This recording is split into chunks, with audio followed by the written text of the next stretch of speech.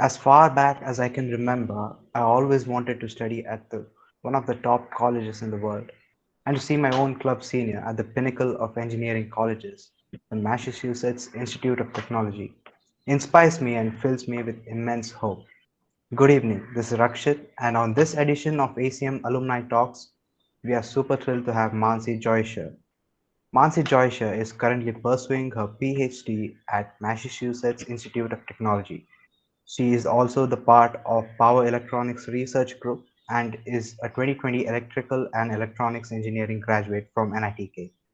She was also a visiting research scholar at the University of Texas at Austin and a MITAC summer research intern at the University of Quebec, Canada. Mansi, so excited to have you here. Um, yeah, thank you so much, Rakshit, for the warm introduction. I'm very happy to be here today.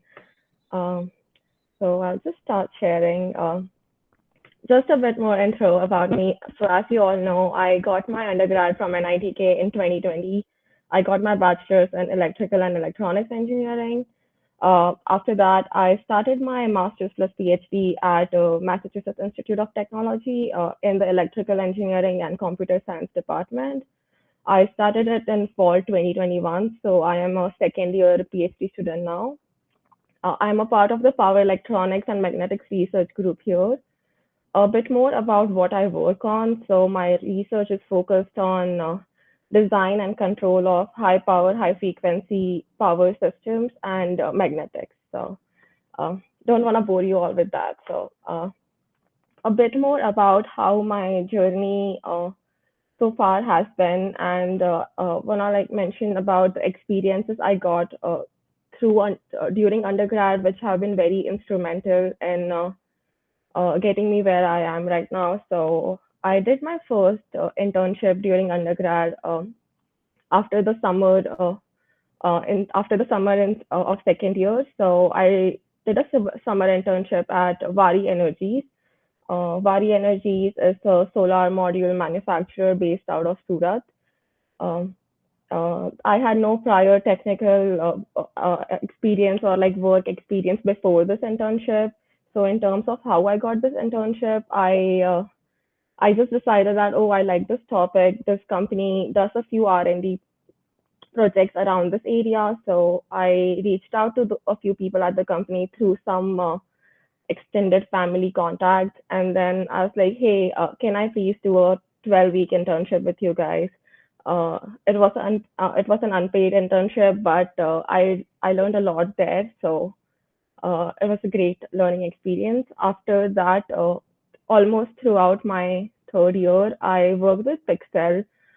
Back then, Pixel was a very early stage space tech startup founded by two students from BITS Pilani. Uh, I was a part of their electrical subsystem team.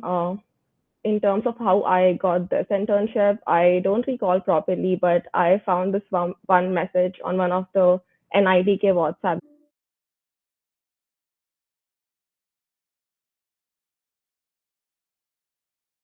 is this degree abroad. Is this something that you cannot get in India, or does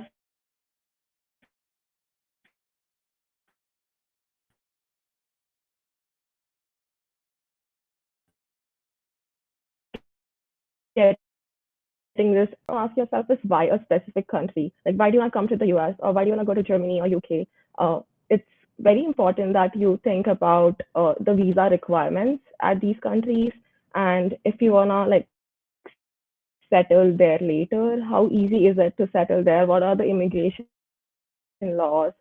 And is it really worth it to spend so much time to get a degree, and then if you want to settle there because of strict immigration you cannot. So like very important you give this a thought before jumping to the process.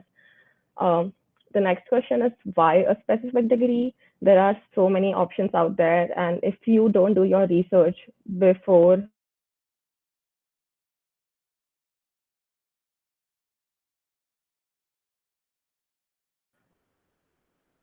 or do you want to like if you want to do a master's, is it do you want to do a industry masters, which is like a accelerated masters, or a master's with a thesis, which is more focused on the research side. Uh, and you also want to like think about how getting this degree would help you settle out abroad if that is one of your goals.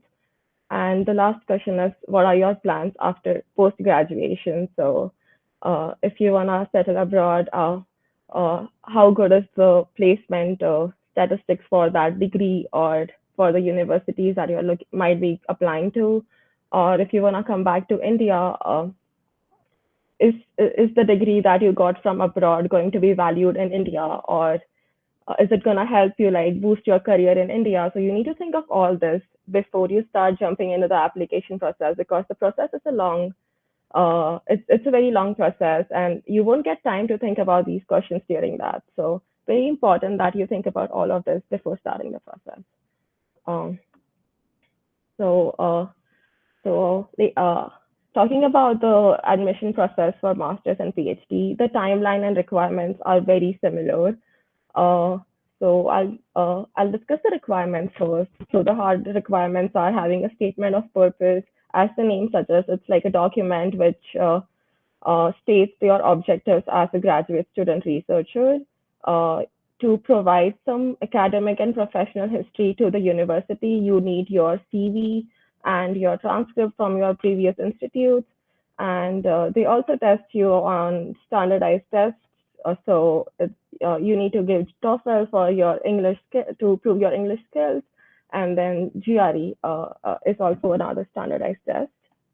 Uh, and then another thing required for the applications is letters of recommendation. So you need like 3 to 4 letters from academic or industrial mentors who can vouch for your academic and professional skills as a researcher and a team player. Um, Letters of recommendation might seem like something that you have the least control over, because your professors will draft it for you, and most of the time you don't even look at those like letters. Uh, but it is very important that you wisely pick who to ask these letters from. You want to get these letters from 3 different mentors who can vouch for 3 different aspects of your skills. So like you want to get someone from you want to get it from someone who you did a research project with, so they can vouch for your research skills and your thinking in the lab. The next one, you want to get it from someone you took a course with, so they can vouch for your academic strengths and your performance in a course. And then the next one, you want to get it from someone you did like a departmental event with, or maybe some kind of seminar or a talk with, so that they can vouch for your public speaking skills and leadership skills or something along those lines. So you don't want to get letters from just like 3 professors you did research projects with. So try to like diversify there. Um, so next, coming to the timeline, this is like the rough timeline if you're applying to the US. Uh, People generally start preparing in the month of August, and then that they dedicate that month to researching programs. So this is when you start making a rough list of schools you would want to apply to, and start looking at the websites of those programs, and what are the criteria, what all would you need if you want to apply here. And this is also a good time to start your GRE prep, since you might need 6 to 8 weeks to prep for your GRE. So moving on, in the month of September is when people start taking GREs, followed by TOEFL in a week or two. Once you're like done with these tests, you have enough time to focus on your SOP and CV. So you like start you like make your first draft for them, and this is also a good time to like reach out to professors that you wanna get letters of recommendation from.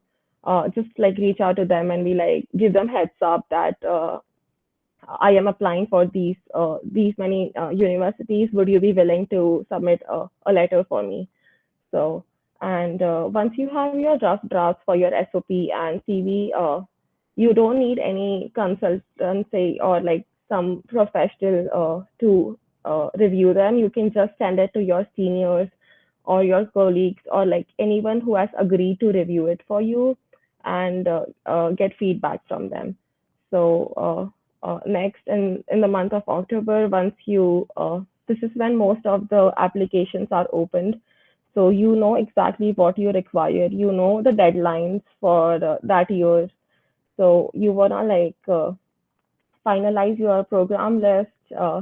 You wanna have an Excel sheet which says uh, the deadline for this program. What all would I require? Is there any special instruction mentioned on their website, or like everything about each individual program that you're not gonna apply to?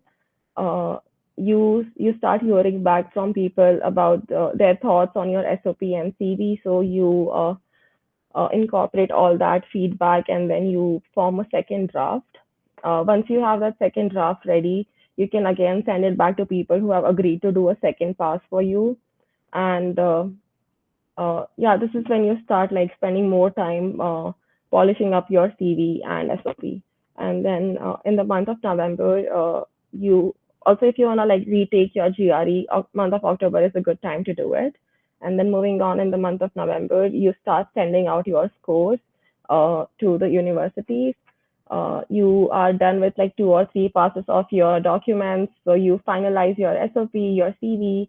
Sometimes universities have different prompts or requirements from the CV, so you need to make like university specific CV. So you wanna like start making those specific CVs. Your SOP also needs to have a section that is specific to the university or the program that you're applying to. So you need to like start making these specific SOPs. Uh, and most of the professors do not submit letters of recommendation before like 2 days before the deadline. So this is the time when you wanna like follow up with them that the deadline's approaching. Can you please submit the letter? So yeah, and then you should be done with the process by first week or second week of December, and then December to April is mostly just waiting for the decision. It wasn't my favorite part, but it's also like you don't have to do anything, so it's chill. Uh, you wait for the decision if you're applying for a master's program.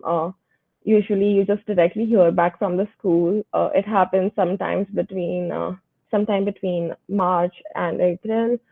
If you have applied for a PhD, there will be a follow-up interview in 90% of cases. So you hear back from them sooner, say starting somewhere between mid-Jan to March, and then there's like just one interview or a series of interviews, and then after that you hear back their decision.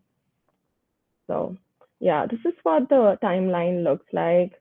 Um, if you are applying for a PhD, your statement of purpose is something it's like one of the most important part of the application, since it is your way to convince the committee that you are qualified for their program, you are cut out in the way they want to do research. So I want to talk more about it. It is very important you spend a significant amount of time on your statement of purpose, especially if you are applying for a PhD. So, what is your statement of purpose supposed to do? So, it is, as I mentioned, it's supposed to convince a committee that you are an amazing match for their program and their goals and focus.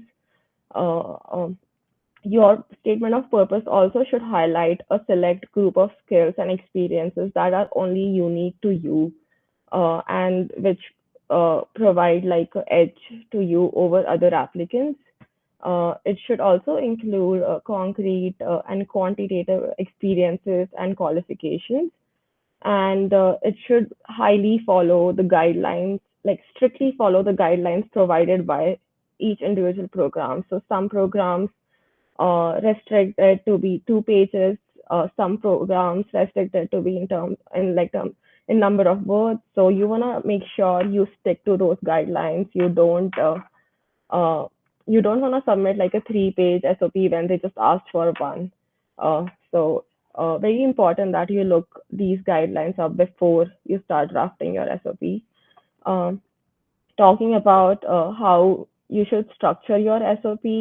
Um, the structure that I usually I followed and then I really like is that you start by introducing yourself as a researcher. So, who you are as a researcher, what exactly drives you, and what do you want to accomplish by doing research in this field? Like, why does it matter to you? Um, and then next, you want to like start talking about your experiences plus the meaning attached to those experiences and why you are a good match for the program. So, a bit more about how you should talk about these experiences, internships before applying. So you just have like sections about academic research. The next section is industrial research to like have a concrete impact. So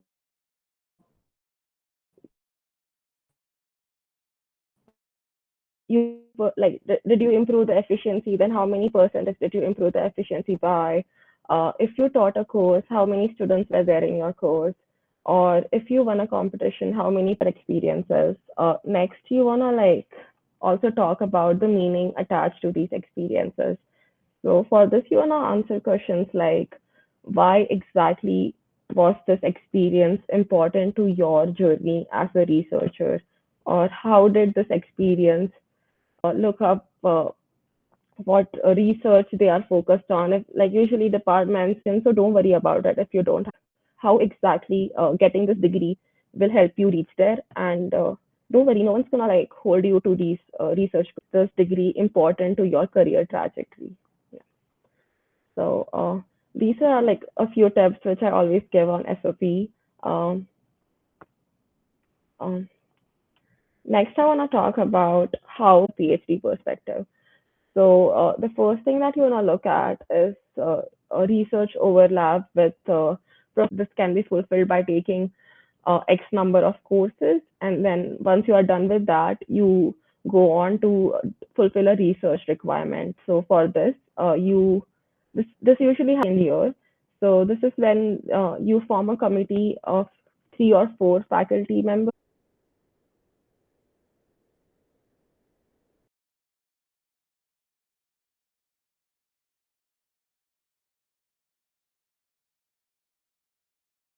PhD programs are very different at all the places. So it's very important that you know what style of work works for you and like what where would be a good fit for you. So these things are very important to it is very important to be mindful of these things before like you start applying or once you have a admit to like pick between different programs. Um, Um, I also wanted to talk about all the things that you can do with a PhD. So I know there's this norm around that PhD is equal to a career in academia, but that is not true. Yes, the conventional career path for PhD has been academia for a long time, but that is not your only option. And to your surprise, most of the PhDs don't even join academia. So uh, to start with, let's talk about if you want to do a career in academia, what do you have to do? So if you want to do a career, if you want to join, if you want to become a professor, you can do that by becoming a postdoc after your PhD, and that the duration of your postdoc varies based on the field you are in. In EECS, it's usually somewhere between 6 months to 2 years, and then after that, you can join as a professor, as an assistant professor at a university. Um, but apart from academia, what are other career options that you have? So as a PhD, you become a specialist in your field.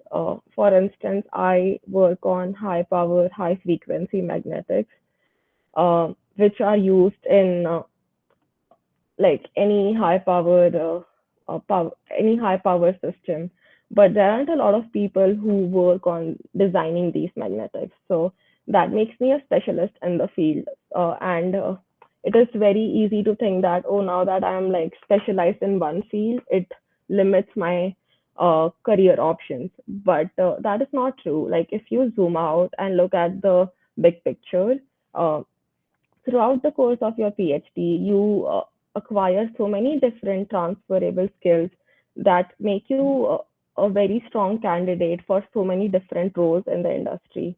Uh, One role which you can of course do in the industry is join a R&D team in your field and be like a research scientist. But let's talk about like other skills that you gain through PhD. So the major areas that I could think of in like skill wise that you gain through a PhD are project management skills. So when you do a project in your PhD, no one else is going to set a timeline for you. So you yourself set a realistic timeline for the project. You have to make sure your project sticks to the budget that your advisor or your sponsor gave you. uh, if you're collaborating with a different lab or you're collaborating with some company on that project, you need to make sure that you like that helps you become a team player. You need to organize meetings, and you need to also take lead of the project. There is no one else who's going to take the lead of the project for you. So that gives you a lot of project management skills. um, it also gives you problem solving skills, because if you ever get stuck in your PhD, which let me tell you from experience, you will, uh, no one else is going to come and help you. You have to come out of that yourself. Your advisor is there to support you, but it is your journey, so you have to figure your problems out. So it makes you very strong. Like makes it helps you build a very strong problem solving skill set. Uh, Also, it helps you gain so many leadership skills, since you might start when you are a PhD towards the towards the like final years of your PhD. There are master students and undergraduates who work under you, so you have to lead a team to achieve the goal of your project. Sometimes you are the one who has to go look for funding for your project, so you talk to sponsors, you draft proposals. um, so that gives you a lot of like leadership skills. It also helps with innovative thinking, and you also sometimes collaborate with labs overseas. So that gives you a lot of international exposure too. Um, PhD is also a lot about networking. So if you are a PhD, you end up going to a lot of conferences or technical workshops, which are also attended by people from industry. And so by the time you leave your PhD, like you're done with your PhD, you'll have so many strong industry connections. Um, of course, you gain communication skills and knowledge skills. You have been doing data analysis for a long time. You have throughout your PhD, you might teach a few courses, so you learn teaching skills. So it's overall you gain so many skills which make you eligible for so many different roles. So what like coming to the different jobs that you can do or what career paths. As I mentioned, you can join the R&D team, or you can also commercialize your own research. So if you are doing like deep tech research, people usually just go out and then they commercialize their research and make money out of it. Um, you can become a research analyst. You can become a project manager.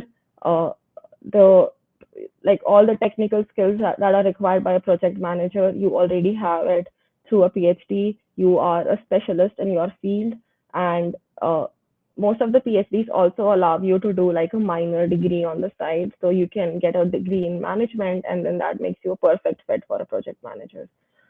You can also enter the consulting and investing world because you are since you are a specialist in the field, you have a good idea about that field and about the upcoming technologies or startups in that field. Or you can just start your own thing and be an entrepreneur. So the list is there's a huge list. You can do so many different things with with a PhD. I just wanted to talk about this because people think that PhD is just equal to like a career in academia, but that is so not true. So don't dismiss PhD because you don't want to go into academia. Uh, the last thing I wanted to talk about today is the PhD journey. Uh, there is like if you look at articles out there, you can find stuff like this everywhere, and uh, I agree this is not completely false. Trying to do everything during a PhD can get very tricky. It is very difficult to manage everything. Also, I agree that the biggest pro and con of being a PhD student is that you set your own pace, you set your own schedule, so you can work on any day you like. You can take holidays whenever you want, but that also means that you might end up working on uh, holidays where everyone else is enjoying. So a PhD journey can seem very overwhelming when you look at all this, but uh, and since it's not a structured program, it is different for everyone. So I just want to say that it can be very overwhelming, but once you figure out what works for you and what is like what time working schedule works for you, you just need to be consistent because it's a very long journey, and you cannot get done with it if you just work hard for the first year. So you need to be consistent, and it is very easy to navigate through it if you are consistent, you know what works for you, and you set a proper priority list. So don't get overwhelmed by everything that's out there about the PhD journey. It is a very beautiful and unique journey which you can mold in any way you like, and it opens up so many different options for you. So yeah, don't get scared about all the memes that are out there. I'll have to agree, it's very funny to look at all this, but don't get scared by all of this. And yeah, so that were my quick thoughts about the process and the application timeline and requirements. I'm very happy to answer any questions now in that spectrum. Or if you wanna like reach out to me later to ask me any questions, you can reach me at this email ID. You can also ping me on LinkedIn, and I'll be happy to answer those questions. Yeah. Hey, Mansi. Hi, I'm Akhilesh. Hi, So Akhilesh. I had a few questions. To start off with, how was your experience with MyTax, and how was it different from your research work within India? Oh, with my tax, it was very different from what I did in undergrad. So before going to my tax, I did a mini project. I did two mini projects at NITK, and the experience was different in terms of what I did. So my tax was way more hardware based, and the pace for my tax project was also very fast because it was like a summer program, summer research internship, right? So I did like literature review in the first week, and then by the end of that month, I was already doing hardware. Whereas what I did in undergrad was very paced, since it was a semester long thing. We spent months doing literature review, and then we finally reached hardware in the end of the semester. So that is how it was different. Yeah. Right. I mean, uh, power electronics is not usually the most popular domain among circuital students. So, how did you develop an inclination towards it? Very true. So I before going to Vari Energies in the summer of 2018, I did one. It wasn't a mini project. I just worked with a professor in our department on like a solar street light project. I worked with there were another, I worked with two other students and a PhD on that project, and it was a very fun experience. I really liked uh, working in power electronics. I found that topic very interesting. I do it is a lost field in electrical, but I was super interested in it, and I got super intrigued by uh, like how if you like improve the field, you can improve the renewable grid for the country, and you can have such huge impact. So that is how I got interested in the field. Right. So what does a day in the life of an MIT PhD student look like? Right, yeah, that's a great question. So what my normal day looks like is that so the semester is starting now, so I'll have courses again. I didn't have courses in summer, so it was just research. But now that I have courses, what a normal day would look like is 2 hours or like 1.5 hour of course every day. And then since I said that there is no schedule for a PhD, you set your own schedule. So I usually like to go in the lab by 10:30 a.m. And I stay there till like 5:30. Uh, and after that, it's just like other extracurricular stuff. I also try to maintain a social life because it's very important to not forget about it and just focus on your PhD. So that is what a normal day looks like. Yeah, that is the work timeline for a normal day. Since you mentioned socializing, what's your favorite memory associated with ACM and ITK?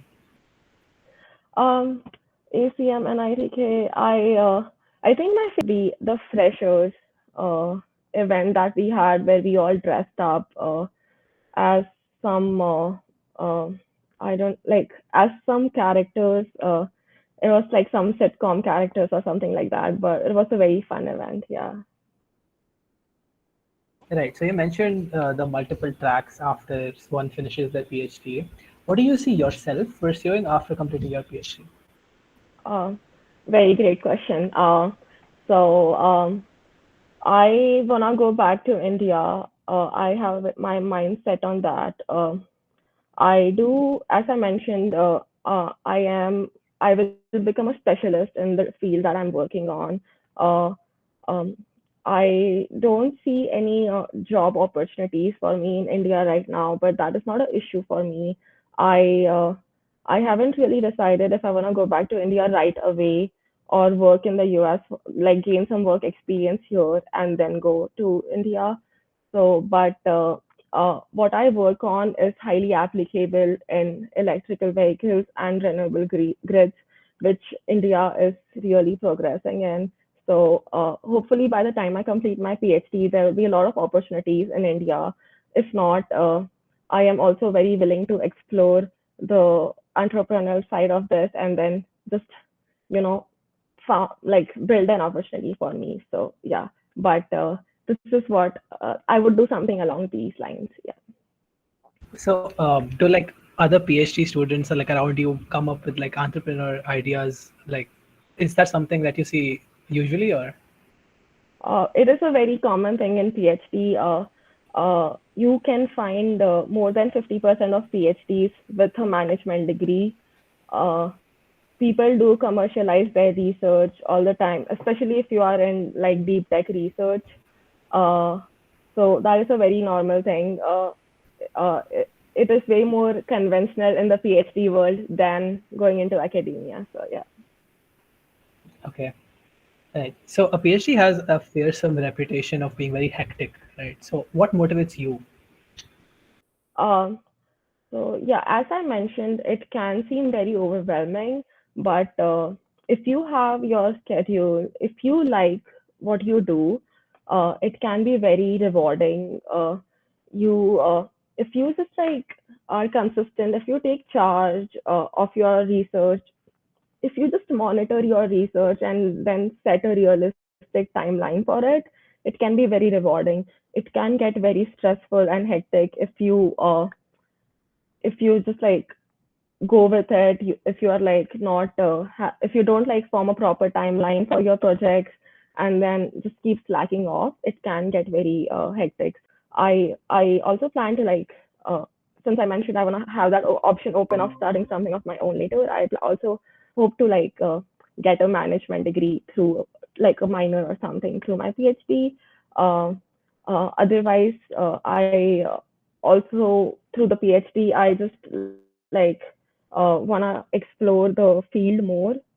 which helps me like open more career opportunities in power electronics for me. So Can you tell us about something very fascinating that you worked on during your stay? sorry, I'm Uh, sorry, can I you must say, yeah. can you tell us something fascinating? Can you tell us about something fascinating that you worked on during your stay at MIT? Oh, like I worked on um so my research is based on power systems, mainly focusing on charging systems. So it is very normal for people in our lab to open up chargers all the time and then just like be like, yeah, look at Apple charging system or some other company's charging system. But that is work-wise. Apart from work-wise, MIT has been a great experience. It is very different from undergrad, and I think uh, like the MIT ECS department has helped me understand that PhD doesn't have to be very it doesn't have to be an individual journey. The department has a lot of social events. We spend a lot of time together. They encourage us to do other extracurricular activities.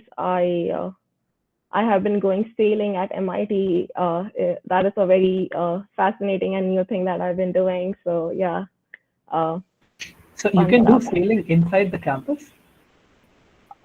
Um, MIT has like a sailing pavilion. It's right across a river, so they have a sailing pavilion, and you can go sailing in the pavilion, in the river through that pavilion. Yeah, that sounds very cool. So, okay, Okay. what according to you was the toughest decision that you had to take that shaped your career as we know it today? I think for me, the toughest decision was taking that 1 year off after undergrad. It isn't a very conventional thing to do. It took a lot of courage to like take that 1 year off and be like, yes, I wanna do a PhD and I wanna like boost my profile for it. Like I wanna have more research experience and a better understanding of the topic before I like right jump into a PhD. So making that decision was a like that was a tough decision in my career. So yeah. What is one opportunity that you regret not taking during your college life, and then one opportunity that you regret taking in your college life? Um,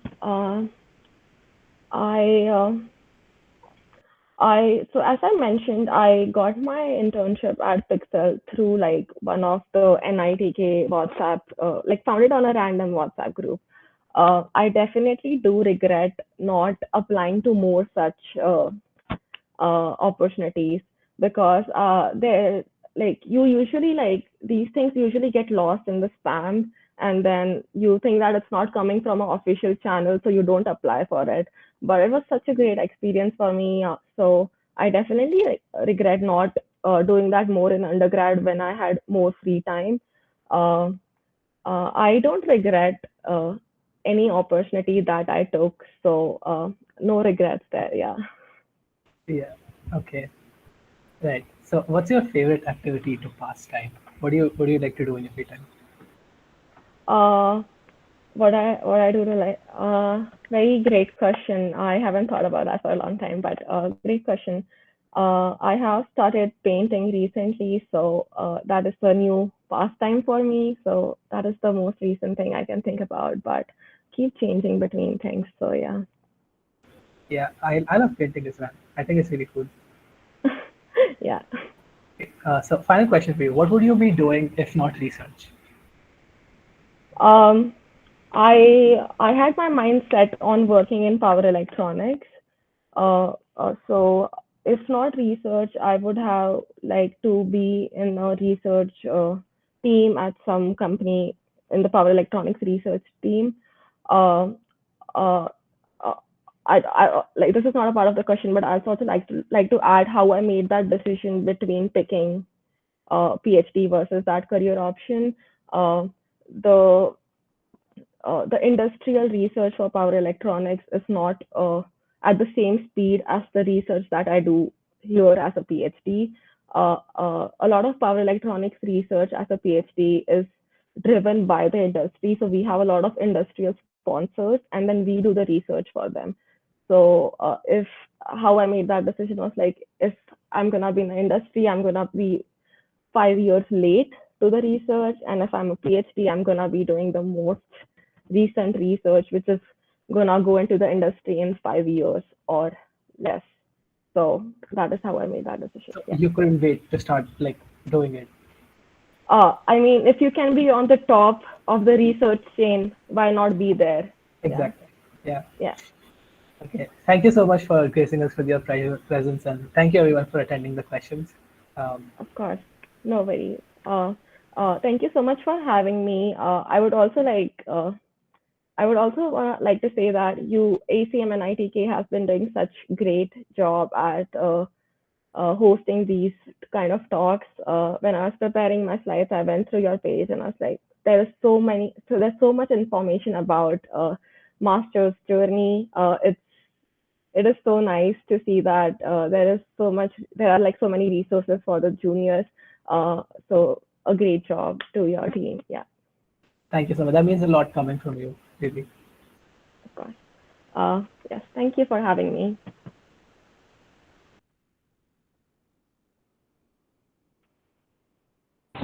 Hey, Mansi, that was great.